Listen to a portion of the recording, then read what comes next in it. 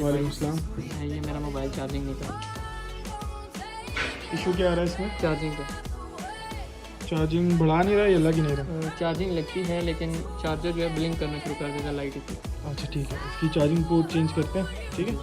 5 minute का time दे, ठीक है। इंशाल्लाह सेट हो जाएगा।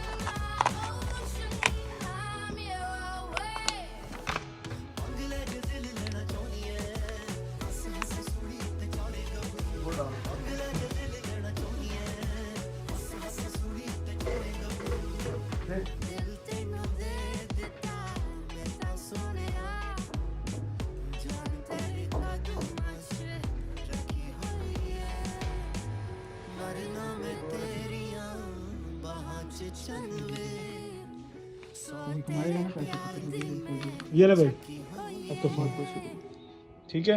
ओके हो गया। आपको पुराना चेक दें आपको वापस? देने कोई इशू नहीं।